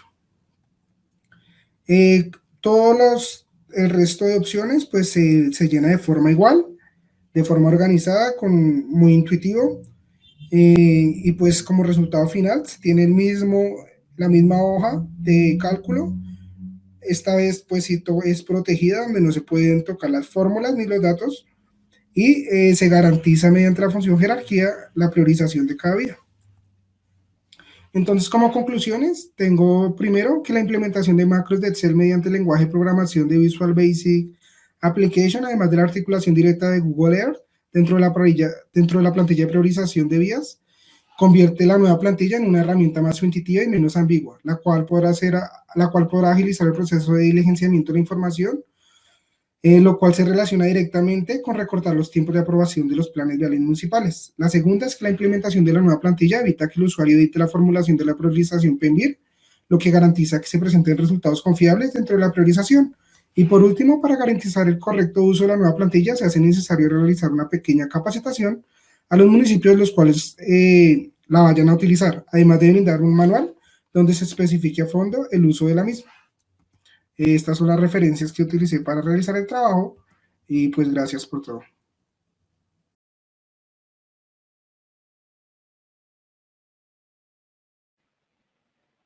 Buenas noches. Mi trabajo de grado se llama Evaluación de las metodologías de aprendizaje automático o Machine Learning, una alternativa para el manejo y procesamiento de grandes volúmenes de datos en la ingeniería civil. El trabajo surgió como resultado de varios conceptos que aprendí durante la realización de mi pasantía en la Unidad de Científicos de Datos del Departamento Nacional de Planeación y bajo la dirección del ingeniero William Castro García. Para comenzar, el objetivo principal de mi práctica de extensión fue apoyar en el diseño y desarrollo de diferentes herramientas para el análisis de datos, tanto datos estructurados como no estructurados. Esto con el fin de desarrollar proyectos de analítica de datos bajo entornos de software libre y aplicando metodologías tanto convencionales como no convencionales para el procesamiento y extracción de información relevante que ayudara a la toma de decisiones. Y al tratarse de una entidad como el DNP, pues estas decisiones son orientadas a la formulación de políticas públicas. Para complementar este objetivo, bueno, también se buscaba utilizar y aprender distintos conceptos de Machine Learning para la construcción de algoritmos de aprendizaje que buscaran ayudar a la toma de decisiones y, bueno, cada uno de estos basados en la naturaleza propia de los datos. Además, también se buscaba construir herramientas de visualización que facilitaran el entendimiento de los resultados para las personas encargadas precisamente de tomar las decisiones dentro de la entidad o de algunas entidades externas que estaban relacionadas con la unidad.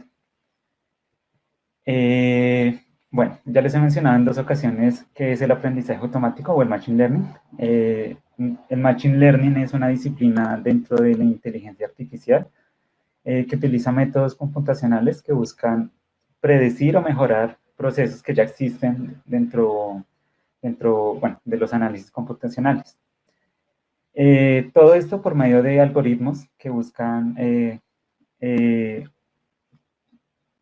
que nuevos modelos o algoritmos ya existentes aprendan de la experiencia de tratar con la información o con datos con los que ya se cuentan. Es decir, un algoritmo trabaja con los datos, los analiza, identifica patrones en estos datos y generaliza esos patrones para cuando se suministran nuevos datos, de forma tal que se obtengan resultados un poco más fáciles y más automáticos. Dentro del Machine Learning existen 2 escenarios de aprendizaje. Está por un lado el aprendizaje supervisado y por otro lado el aprendizaje no supervisado. De forma general, ambos escenarios buscan identificar y asignar características a los conjuntos de datos que uno suministra con el fin de crear clasificaciones que permita precisamente clasificar entradas futuras de datos. La principal diferencia entre ambos escenarios es las etiquetas con las que se cuentan en los modelos supervisados y la verificación de los modelos que se pueden realizar también en el modelo supervisado que no se pueden realizar en el no supervisado. Bueno, ¿qué quiere decir esto? Que en un modelo supervisado las características de clasificación están definidas y cada entrada del conjunto de datos que yo tengo tienen una etiqueta que me permite clasificar bajo ciertas características cada uno de mis datos. De esta forma, lo que hace un modelo de aprendizaje supervisado es encontrar los patrones de los conjuntos de datos que tienen la misma etiqueta para encontrar esos mismos patrones en conjuntos de datos futuros que yo les ingrese al modelo, de forma tal que los pueda asignar a esa misma etiqueta. En En cuanto a la verificación que se puede hacer de los modelos supervisados, pues se trabajan generalmente con un conjunto de datos que se divide en dos. Entonces, por un lado, se toma un conjunto para entrenar el modelo que ya existe o que se está creando, y el otro conjunto de datos se utiliza para verificar que ese entrenamiento que se hizo bien.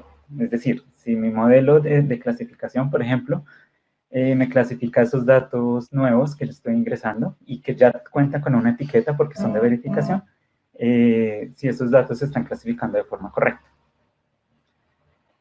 Por otro lado, pues los modelos de aprendizaje no supervisados no cuentan ni con etiquetas ni con un proceso que me permita verificar si el modelo está bien. Lo que hace un modelo no supervisado es agrupar un poco los datos por características similares, y esto me permite pues, generar diferentes grupos y no como tal decir tal elemento pertenece a tal grupo.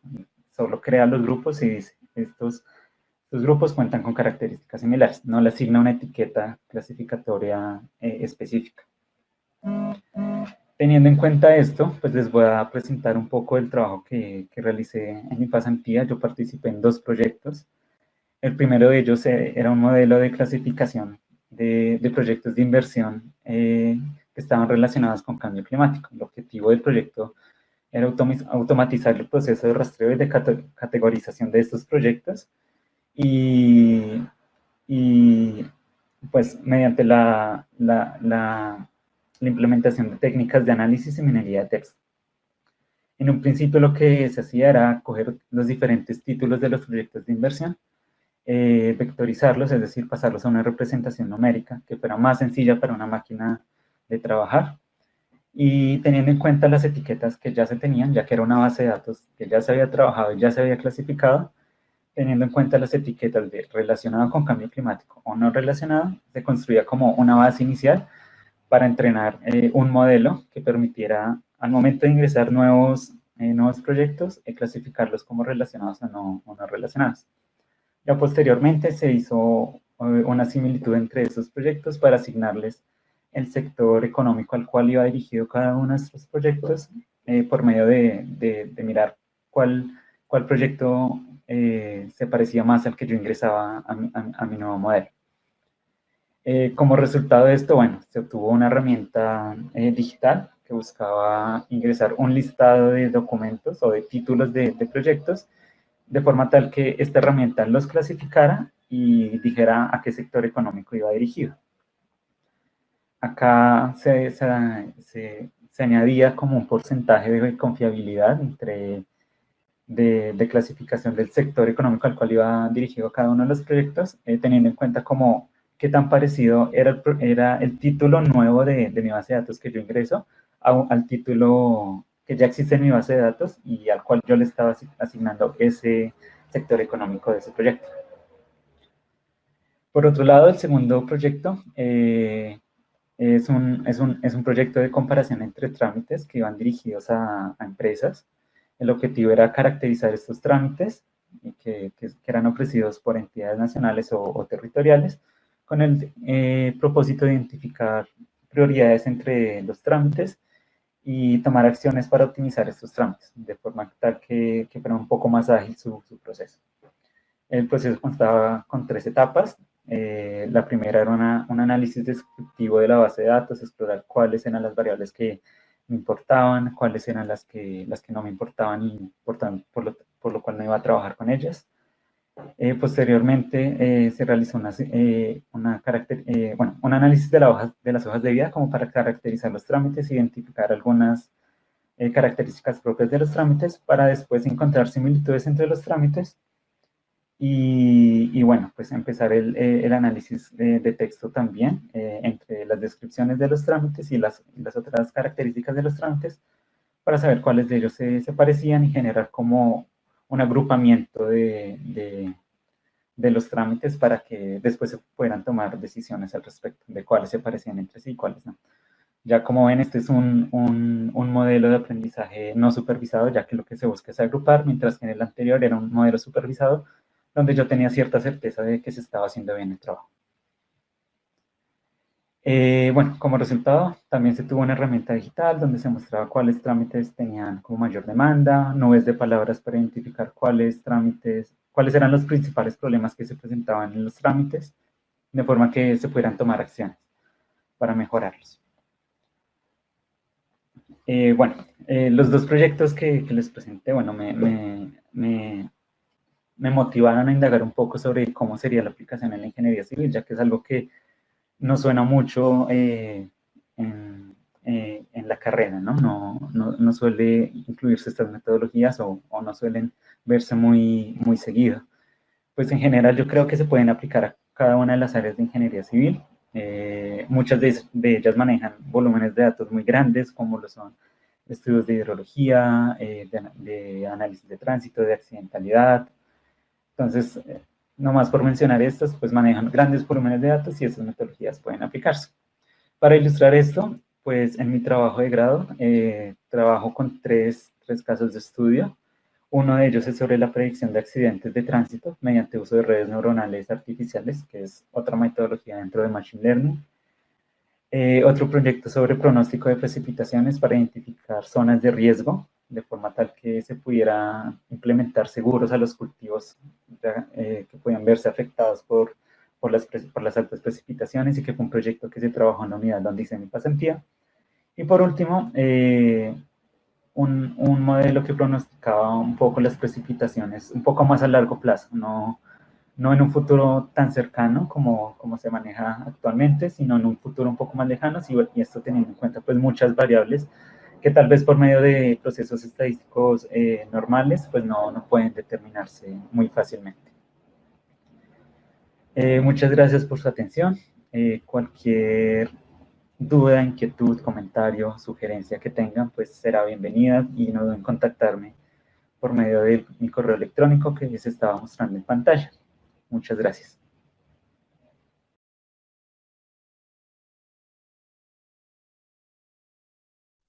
Un saludo para toda la audiencia. El día de hoy estoy aquí para presentar el desarrollo de mi trabajo de grado en modalidad pasantía dentro del Ministerio de Vivienda. A continuación pues les muestro el título de mi trabajo de grado y más o menos el resumen de dónde se realizó. Mi trabajo de grado se llama Seguimiento al desarrollo de temáticas de evaluación y auditoría enfocado al proceso de gestión a la política de agua potable y saneamiento básico. Como ya mencioné, se realizó bajo modalidad pasantía dentro del Ministerio de Vivienda y mi tutor es el profesor William Castro.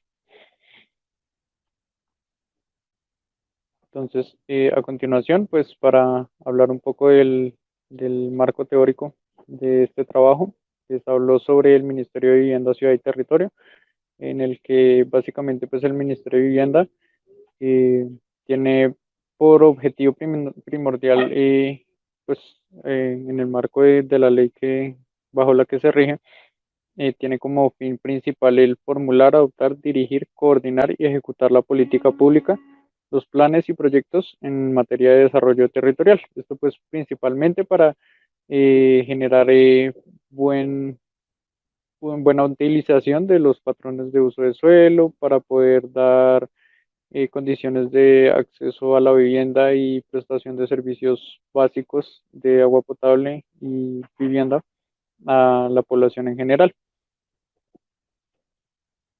Aquí les muestro más o menos el resumen de el área en la que desempeño mi pasantía.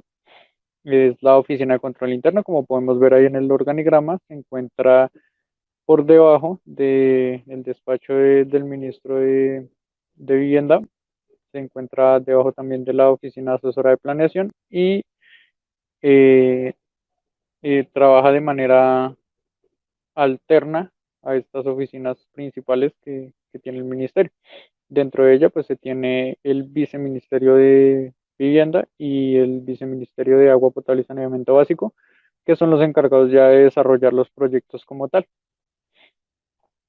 A continuación, pues les muestro un poco de la normativa que hace parte del marco teórico de este trabajo, que es básicamente la normativa por la cual se definen todas las disposiciones para la correcta operación tanto del Ministerio de Vivienda como de la Oficina de Control Interno. además pues de la reglamentación requerida para llevar a cabo un buen control interno en las organizaciones a nivel gubernamental. Aquí muestro también el resto de la normativa, pues esta normativa no la explico muy a fondo pues, por temas de tiempo, pero entonces ahora pues paso a la principal causa de mi pasantía, de mi trabajo de grado, que es la causa de por qué realizar el seguimiento y control. Principalmente pues este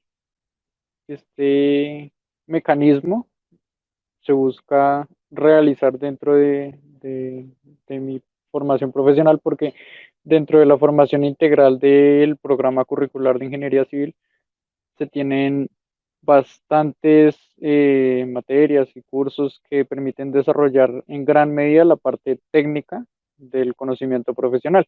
Sin embargo, pues muchas veces se ha por sentado que el conocimiento de conocimientos, valga la redundancia, de conocimientos base como a nivel jurídico, por ejemplo, en el desarrollo de proyectos, llegan a omitirse en ocasiones precisamente por la fuerte presencia del componente técnico. Entonces, por esto quiero, a partir de mi trabajo de grado, brindar como un insumo, por decirlo así, que permita facilitar el conocimiento de las labores de monitoreo que se realizan a los proyectos. Pues en este caso, el monitoreo que lleva a cabo el Ministerio de Vivienda a sus proyectos. Aquí muestro algunas de las ventajas que ofrece el mecanismo de seguimiento y control a los proyectos, y las principales son estas que muestro ahí. Entonces, se tiene que permitir identificar de manera rápida y eficiente las causas de una baja calidad a lo largo del desarrollo del proyecto. Esto, pues, a su vez, permite tomar las medidas que sean pertinentes y necesarias para mejorar el desempeño del proyecto. También permite monitorear y controlar las comunicaciones durante el desarrollo del proyecto. Esto para que haya una correcta articulación de todas las partes y el proyecto como tal no sufra ciertos como rezagos por la mala comunicación entre sus partes. Además de esto, pues en tercer lugar también este sistema permite implementar planes de mitigación de riesgos asociados pues principalmente al desarrollo también de las actividades. Esto porque durante las diferentes etapas del desarrollo de un proyecto se pueden presentar diferentes riesgos, los cuales pues es necesario mitigar para evitar que así el proyecto sufra afectaciones significativas durante su desarrollo. También permite este sistema llevar a cabo el monitoreo en la ejecución de los contratos, lo cual en cierta medida facilita a nivel jurídico el, el correcto desarrollo de todos los trámites que se deben realizar para la correcta implementación del mismo. Y como por último, pero no menos importante, se fortalece la interacción entre las partes del proyecto, lo cual va de la mano con la segunda ventaja que ya mencioné, porque esto permite mejorar la eficiencia entre las diferentes partes presentes en el proyecto.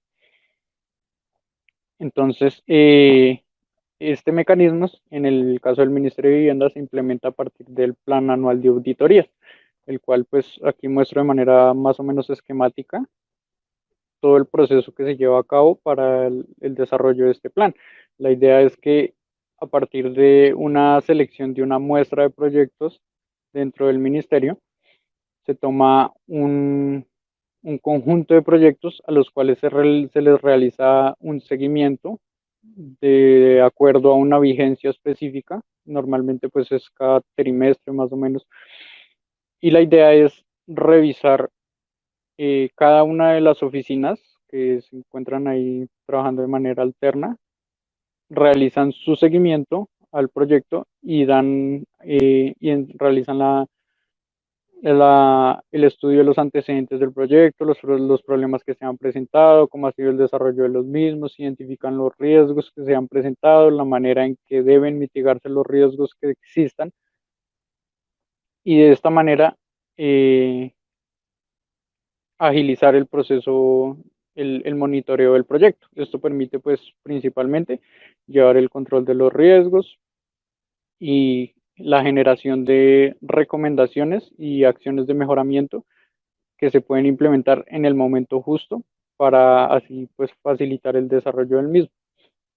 Esto pues principalmente como resultado, como producto, genera informes de seguimiento, que es más o menos el formato que se muestra ahí en la imagen de la derecha, en el cual se resume pues todo este análisis que realiza la división y pues es parte del análisis que realicé ¿sí? Dentro del desarrollo de la pasantía. A continuación, pues les muestro en esta diapositiva la ruta donde se encuentran publicados los diferentes informes que realicé dentro del ministerio, desarrollando precisamente este ejercicio. Y a continuación, pues les muestro un poco la bibliografía que se tuvo en cuenta para el desarrollo de este trabajo de grado. Y también pues les dejo mi correo electrónico por si llega a haber alguna duda. Y eso sería todo. Muchísimas gracias.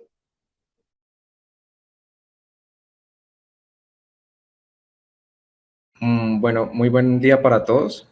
El título de mi trabajo de grado es Metodología de prediseño para estructuras portuarias tipo Duque de Alba bajo consideraciones establecidas por la norma ecuatoriana de construcción.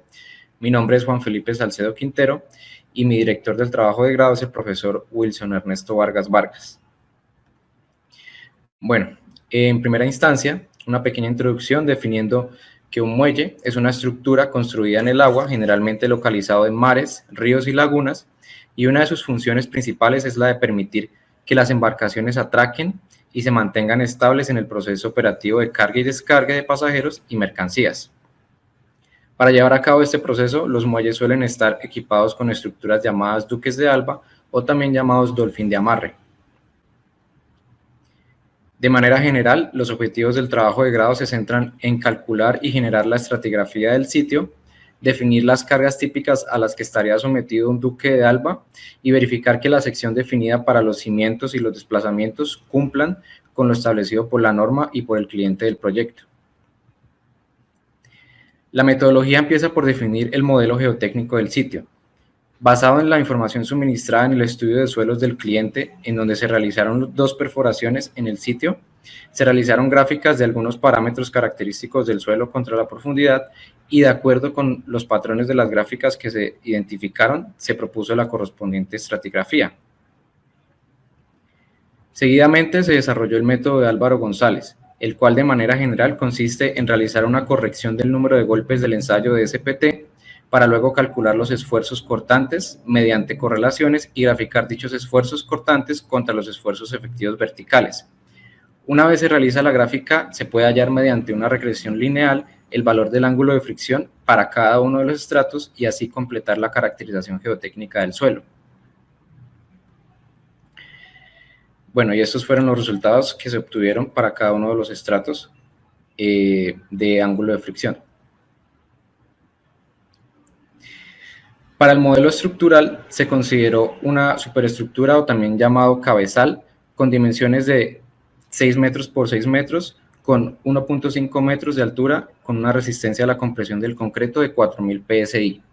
Los cimientos consisten en pilotes tubulares de acero y sus dimensiones se obtuvieron de un catálogo comercial y las medidas fueron adoptadas como 762 milímetros con un espesor de diámetro con un espesor de 19 milímetros y longitudes de 26 metros con resistencia a la afluencia de 350 megapascales.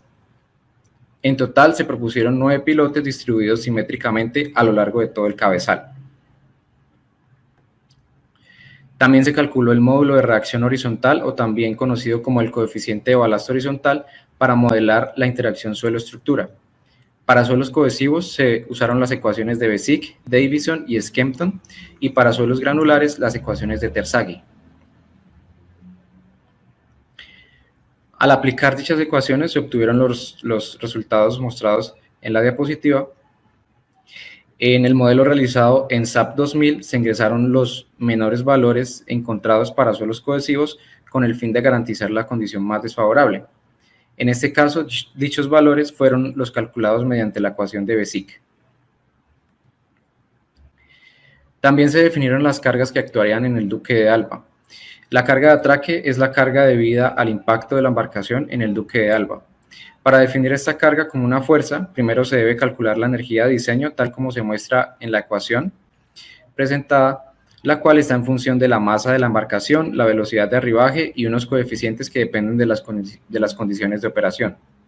Las gráficas mostradas fueron extraídas de la norma PIANC, que es la norma internacional para el diseño de estructuras portuarias y con la que a su vez se rige el diseño de estructuras según la norma ecuatoriana de construcción. Para este caso, el cliente o contratante del proyecto envió dentro de sus términos de licitación las dimensiones y el peso de la embarcación de diseño para poder calcular la energía de diseño. Una vez calculada la energía de diseño y sus coeficientes, se debe seleccionar la defensa con la que se piensa adecuar la estructura. De acuerdo con la defensa seleccionada, se puede realizar una interpolación de la fuerza de atraque en función de la energía de diseño calculada y también es posible determinar las dimensiones de la misma defensa. Para el cálculo de la carga sísmica, este se determina según lo estipulado por la norma ecuatoriana de construcción, en donde se menciona que para el diseño sismo resistente de estructuras portuarias se adoptarán los periodos de retorno especificados por la norma internacional PIANC. De acuerdo con la PIANC, se deben evaluar dos condiciones de sismo, el CLE y el OLE. Para la condición de sismo OLE se adopta un periodo de retorno de sismo de 72 años, mientras que para la condición de CLE se adopta un periodo de retorno de sismo de 475 años. La norma ecuatoriana de construcción provee curvas de amenaza sísmica de diferentes regiones del país y con base en estas curvas se pueden obtener coeficientes como el Z y el ETA, los cuales son necesarios para generar los respectivos espectros de diseño en cada condición de sismo. Además, con el factor Z conocido y el tipo de suelo del sitio de estudio, se pueden obtener los distintos factores de amplificación mediante tablas suministradas por la misma norma. Con todos los factores necesarios calculados, los resultados de los espectros son los que se presentan en la diapositiva para cada uno de los sismos. Se usaron combinaciones de carga de servicio y combinaciones de carga en estado último. Las combinaciones de carga de servicio se usaron para realizar la verificación de que los desplazamientos cumplieran con los límites establecidos por el cliente. Las combinaciones de carga en estado último se usaron para verificar que las secciones propuestas para los pilotes cumplieran con las solicitaciones actuantes en estos. Dentro de los resultados obtenidos, se realizó primero la verificación de la capacidad de carga axial de los pilotes mediante los métodos de Tomlinson y Randolph. Para ello se calculó la capacidad de carga por fuste y la capacidad de carga por punta. En cuanto a la capacidad de carga por fuste, se consideran los estratos en los que estarían dispuestos los pilotes, es decir, los primeros 3 estratos en este caso. En cuanto a la capacidad de carga por punta, se determina el esfuerzo vertical efectivo en la base o en la punta de desplante del pilote y se realiza el respectivo cálculo con la fórmula mostrada, teniendo en cuenta el coeficiente NQ, el cual está en función del ángulo de fricción del estrato de desplante, y también teniendo en cuenta el área de la base del pilote. De acuerdo con la normativa, se utiliza un factor de seguridad igual a 2 para la carga por fuste y un factor de seguridad igual a 3 para la capacidad de carga por punta, obteniendo finalmente un valor de 964.18 kilonewtons, que resultó ser mayor que la reacción en los pilotes encontrada mediante el modelo NSAP 2000. También se realizó la verificación del índice de sobreesfuerzo en los pilotes con el fin de garantizar que la sección propuesta fuera la adecuada. Para el presente caso se obtuvo un valor máximo de 0.35, indicando que la sección está siendo solicitada en un 35% de su resistencia máxima. Por ello se garantiza una correcta propuesta de los pilotes.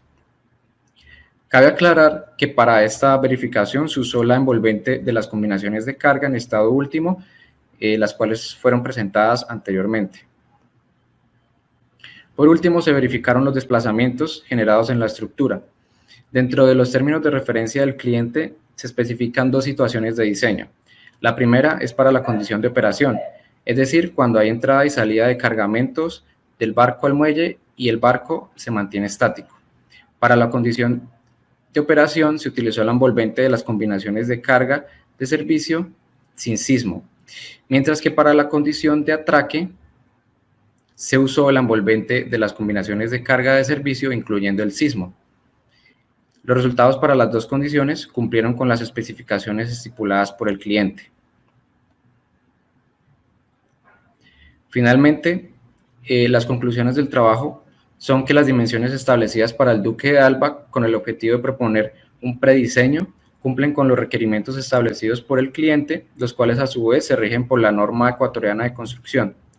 Además, las características de la barcaza de diseño se establecieron como de 100 metros de eslora, 4.25 de calado y un DWT o peso de la barcaza de 7.800 toneladas. Los pilotes propuestos cumplen con la capacidad de carga axial, capaces de soportar la reacción del suelo. El Duque de Alba propuesto cumple con los desplazamientos máximos establecidos por el cliente. Los pilotes soportarían los esfuerzos que actuarían internamente en ellos, solicitando aproximadamente un 35% de su resistencia máxima.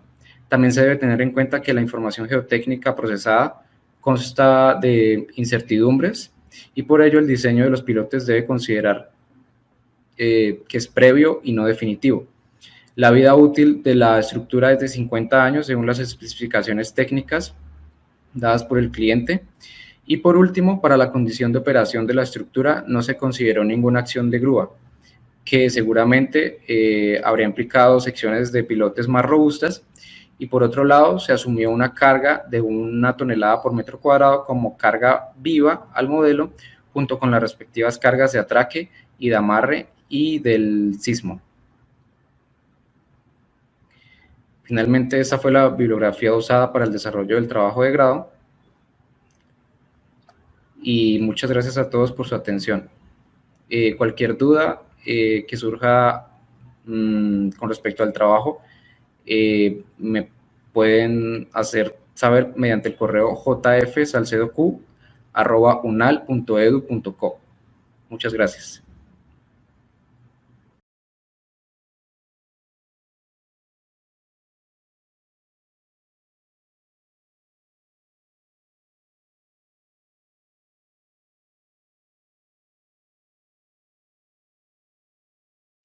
Un saludo para todos, a la comunidad académica de la Facultad de Ingeniería, a los estudiantes, profesores y egresados, y en especial a los 38 estudiantes de Ingeniería Civil que en el día de hoy presentaron los principales resultados de sus trabajos de grado.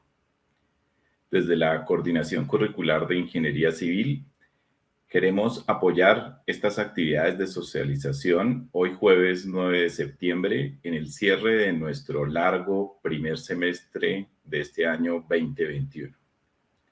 Desde el comité asesor queremos generar este material audiovisual presentado hoy con la socialización de los principales resultados de sus trabajos de grado, así como una biblioteca virtual con todos estos documentos. Esperamos que les haya gustado la presentación de estos trabajos de grado.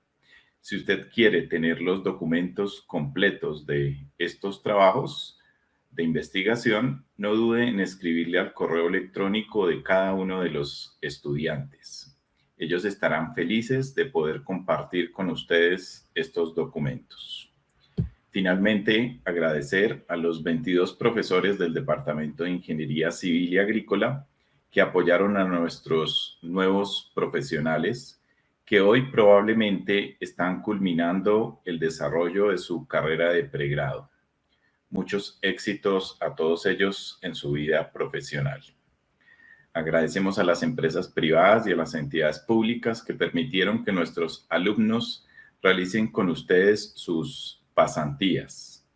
Esperemos que estos productos académicos que hoy están siendo entregados sean del agrado de ustedes y permitan a futuro que muchos otros estudiantes puedan hacer sus prácticas o pasantías en las mismas entidades. En el marco de la celebración de los 160 años de la Facultad de Ingeniería, no olvide siempre lo que significa llegar a ser un profesional de la Universidad Nacional de Colombia. Muy buenas tardes a todos y muchas gracias por su apoyo.